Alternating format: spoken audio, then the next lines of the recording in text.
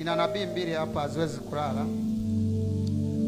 Naomba nimulike vizuri kwa sababu maneno yake yote yasemayo utukia kweli kweli. Jambo la kwanza ambalo lipo kuanzia mwezi wa 5 hadi wa 11. Kutakuwa na vikundi vya kigaidi vinavyoshambulia makanisa na wachungaji. Makanisa.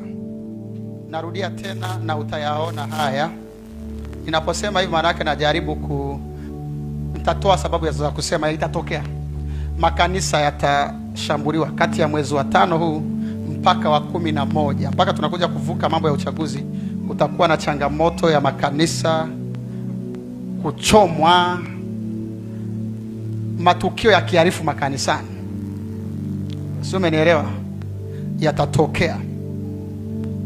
Lakini pia kutakuwa na matukio ya watumishi kushambuliwa, na kama wengine watakuwa na tahadhari, kutakuwa na ambao watauawa kabisa. Wanauawa na watu fulani.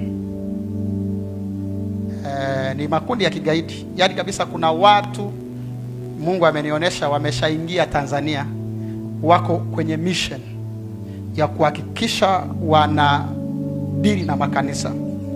Labda niseme tu kwa uwazi bila kuzunguka, uchaguzi wa mwaka huu kanisa ndo lina maamuzi ya mwisho. Kanisa, the church. Kwa hiyo shetani ameshajua kwenye upande wa rohoni vita imeshaisha. Hakuna kafara inayotosha kuokoa watu wasipoteze. Ila kuna watu sasa wametoka kabisa, wengine nje, wengine wa ndani, kwa ajili ya kushambulia makanisa. Kushambulia makanisa, kuchoma makanisa,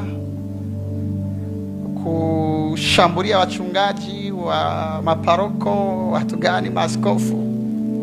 Kwa hiyo kama unanisikia na wewe ni mtumishi wa Mungu, sio kasema mimi nimekaa kimya, tena wewe ndo wanakutafuta kwa sababu una pia wakutetea, hujulikani kokote.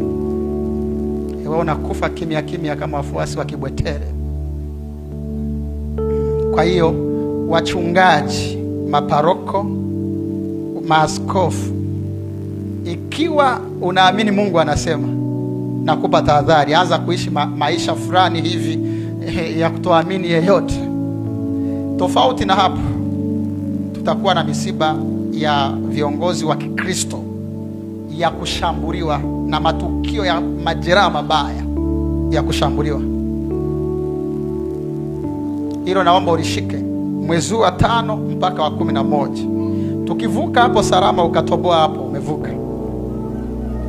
Hilo naomba niseme, nimesema mapema na nimeeleza walengwa.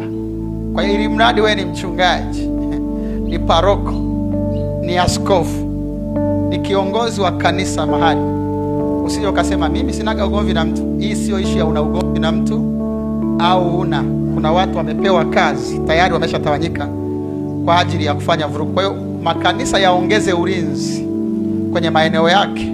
Ongezeni ulinzi, lakini pia watumishi wa Mungu, yale maisha ya kujiachia yaacheni. Na Mungu anafanya makusudi yatatokea haya ili kuwarudisha mahali pa asili, mtafute. Na kwenye kumtafuta mtakuta mmezaa Tanzania. Ni mawili, ubaki uile Tanzania ulioihangaikia kwenye maombi, au uzubae wakuue au wakufanye kilema. Haya yatatokea.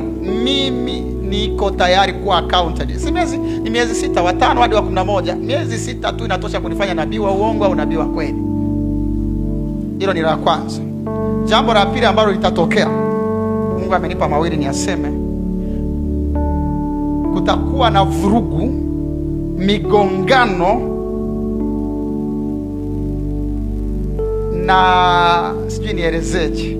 Kutakuwa na vurugu, migongano na hali ya sintofahamu kwenye Chama cha Mapinduzi kuanzia mwezi wa 5, wa 6 na wa 7 mpaka bunge likija kuisha na ile wiki. Yatatokea mambo ndani ya Chama cha Mapinduzi. Watu waliokuwa wamekaa kimya. Mwezi wa 3 tarehe 5 nilitoa unabii nikasema kutakuwa na pembe zitaanza kutoboa kuta za Yeriko. Wakati nilitumia neno la star kidogo nikasema Yeriko ni CCM. Kwa hiyo 5, 6, 7 CCM inapaswa kujishikilia. Yatatoke na hakuna wa kuyazuia. Ndo bahati mbaya sasa. Yaani mtalionja lile joto lenyewe. Ni Mungu mwenyewe ameruhusu jambo hili. Kwa sababu mwisho wa siku tutazaa jambo lake pia. Kwa hiyo hata mseme sijui mtawatishia muwafute wanachama, kuna watu watawazidia idadi, watawazidia wingi na watawazidia nguvu. Kwa hiyo hamtaweza kufanya chochote. Na kama nilivyosema tangu mwezi wa 3 tarehe 5, kuta utaanguka na mapenzi ya Mungu yatapita.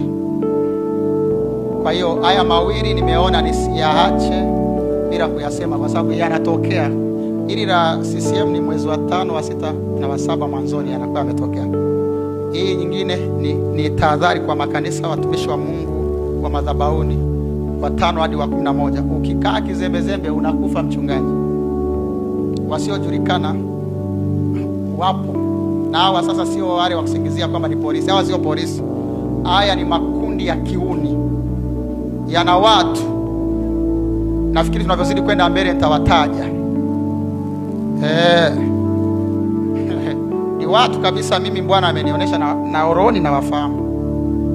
Ila mimi nakutahadharisha, ukiwa mtumishi wa Mungu unasema kile tu ambacho cha lazima. Lengo la ule unabii ni kwa ajili ya kunusuru wewe mchungaji usiuawe. Paroko usiuawe. Chukua tahadhari kuliko kawaida. Mizunguko yenu kwenda kanisani na kurudi, mnavyohudumia watu, kila kitu unapaswa kuwa makini kwa sababu maisha yenu au yetu yako hatarini. Mungu awabariki.